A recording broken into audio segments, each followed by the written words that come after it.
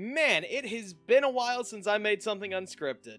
Anyway, Fate Samurai Remnant's first DLC, the Keian Command Championship, released almost 2 months ago. Man, I'm late. And seeing as my Fate Samurai Remnant stuff is the first thing that really got this channel moving at all, I decided it'd be fun to take a look at all the routes in it and see which one's best. So here's my top 7 Keian Command Championship routes.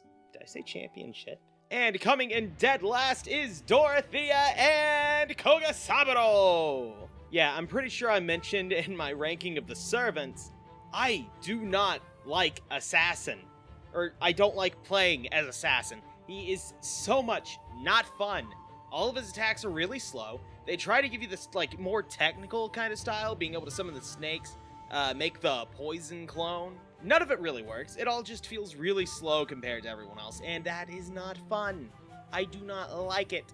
That being said, even though this is my least favorite of the 7 to do, at the very least, the relationship between Kogasaburo and Ibuki Doji is phenomenal. It is just so much fun to see. Ibuki trying to get him to call her One-san is one of the funnier things released in this DLC. And as usual, Dorothea is just wonderful. I really like Dorothea. Can she come back in something, please? Type Moon? I'm begging, please? They don't have too much interesting dialogue with the other masters or servants. They don't really do anything to change up the already repetitive dialogue that going through all 7 routes will show you. We don't get any kind of interesting perspective on Dorothea or Assassin. Overall, while it's still nice to get more of them, we just didn't get anything of substance with them. The ending here is just Dorothea sailing home with Kogasaburo in tow, which, sure, why not? Great. Yeah, it just doesn't add anything. It doesn't tell us anything more about Dorothea or Assassin. I wouldn't say it drops the ball, it's just more of what I already think's good, but the others at least have some little bit of spice to them. And in 6th place, surprisingly, we have Iori and Saber.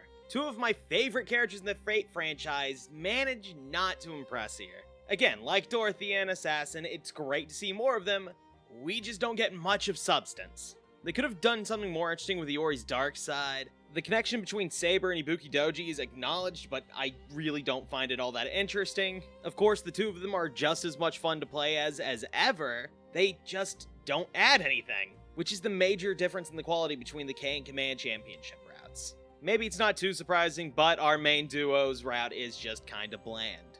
Iori and Saber's ending doesn't really do anything, it's just more of some of the stuff we get to see in the base game. Doesn't really expand on anything, just more Saber goofing around at Edo, which is fun, but we have enough of it. And not performing much better is Musashi and Samson. Again, characters I absolutely loved in the base game, just don't get a lot to do here.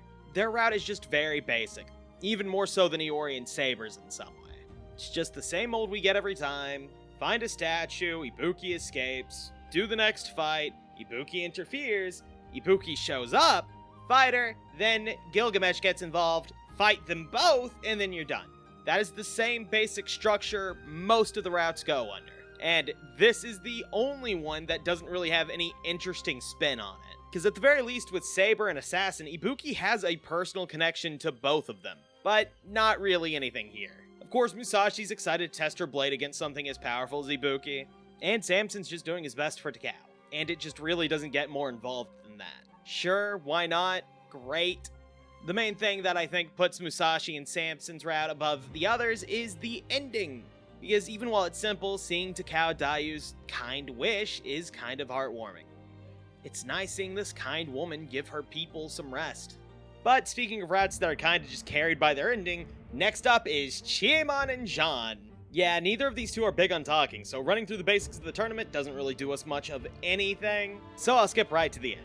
Ibuki Doji's surprisingly insightful nature actually kinda convinces Chiemon to do something kind for himself, which is just totally insane, and I love to see it because Chiemon is one of my favorite Fate characters. I made a video on him for a reason. And the ending is incredibly simple. It's Chiemon and Jean standing in front of a grave, with Chiemon just on his knees praying over his lost family and friends. Something that the man's self-hatred probably didn't let him do. And in this ending, Chiemon says it himself. Even he, deep down, wants to be saved despite all his self-loathing. It's not much, but seeing that this incredibly broken man could actually be saved in some way is nice. Something else that's nice, though, is new playable characters.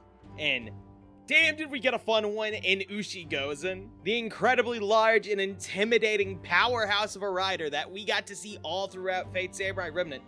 Doesn't really disappoint in terms of gameplay. Their attacks are big, strong, and not all that slow, surprisingly. That was the big issue I thought they'd have, but I didn't find it to be feeling clunky. However, unfortunately, up until Ibuki Doji shows up, Ushigozen and Yui just don't have that many interesting interactions. Although, once Ushigozen and Ibuki Doji come face to face, it is marvelous. Ushi still got some of Raiko's hate Froni in her, and damn, does seeing her barely restrained rage at Ibuki just fill me with delight. It's a lot of fun to see, especially with how teasing Ibuki herself can be. It's a surprisingly fun dynamic, and now I just kind of want to see the timeline where the two are forced to work together for whatever insane goal. That would be phenomenal. And once again, we have a simple but nice ending, with Yui Shosetsu just kind of wishing to be able to teach a next generation. Because to get that better world they dream of, teaching the next generations the way they consider best. It's just really heartwarming to see. Yui Shosetsu is a great character.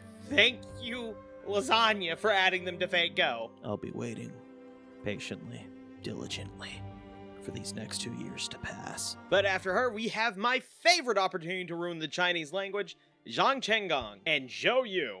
I am so sorry for anyone who knows Chinese. Here we can see more of the relationship between Zhang and his subordinates, as well as just seeing more Zhang and Zhou Yu interactions, which are a ton of fun. Please, just ignore my unintelligible gibberish. Anyway, unlike most of the characters on the list, Zhang and Zhou Yu actually get something really interesting. We see an entirely new side of Zhang through his arc here. I mentioned the basic structure of the Keian Command Championship earlier, which involves Ibuki getting involved with one of the rounds. Well, in the case of Zhang and Zhou Yu, this involves her preying on Zhang's own self-loathing for all the betrayals he's had to commit in the name of his goal. And we actually get to see Zhang waver in his ambitions here, almost letting himself be killed by Ibuki's illusions. And Zhou Yu snapping him out of it just adds to the already epic bromance we got to see between these two.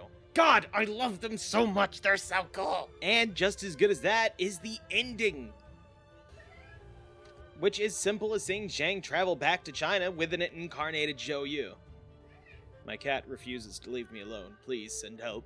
And the two of them just casually share a drink while watching the moon. It's charming, it's pleasant, and it's almost the best thing we got out of this. But yeah, no. The number one here was actually really easy, because without a doubt, the best route is the one for Yasuhiro, Tsuchimikado, and Caster. Although that's not being entirely honest now, is it? Because this is really Ibuki Doji's route. That being said, especially towards the beginning, we do get to see Tsuchimikado and Caster interact a lot, which is what is exactly needed for them.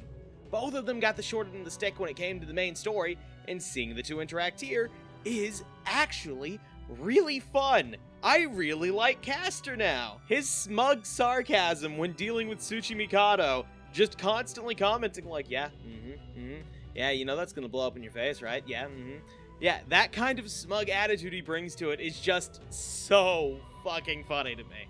I love it. Oh man, I wish we got more of it in the base game. Oh, it is just so good.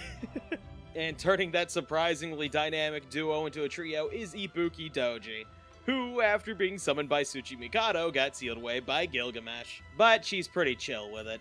She's just here to have fun and see the sights of Edo. And just like Caster, her entire disregard for Tsuchimikado's thoughts and opinions is one of the things that makes this the best route in the damn DLC. Seriously, I did not expect to get so much comedic joy out of just seeing this man get so exasperated dealing with his own servants. It is so funny. When it comes to the actual tournament, Ibuki Doji also gets a slightly different setup. She ends up fighting every servant, including Gilgamesh, and oh my god, it is so much fun! One of the new characters added by the DLC. She is a literal force of nature, right? And I'm using literally. Her attacks are forces of nature. We have a tsunami, we have a volcano, we have a tornado, and we have lightning. It is just stunning to look at. Speaking of stunning to look at, her new design is phenomenal. It is fantastic. This Lamia design for Ibuki Doji is just perfect. Probably better than her base design, if we're being honest. Raida was cooking with this one. And the fun thing about just being able to curb stomp everyone with Ibuki Doji, who has one of the best noble phantasms in the game, look at how much fun she's having. At the end of it all, we get probably one of the funniest endings we can get in the game. Cause good old Tsuchimikado, finally here, before Gilgamesh, ready to get his wish granted, and Ibuki Doji hijacks it just to resummon herself. Kind of kills the whole point of the tournament, but she does it anyway, and the ending is just Tsuchimikado getting another headache over Ibuki Doji's antics, who is just happily touring around Edo just like Saber, and it is just perfect. It's just so much fun, and the exact kind of thing I was hoping from some of the DLC. And that's all the routes ranked. Simple, fun, and it gives more options of playing characters, which is something that the base game sorely was lacking. All in all, this DLC is a lot of fun, and if you haven't got it yet, I highly recommend it. It's well worth the money. Anyhow, thank you for listening to my insane ramblings. See you next time.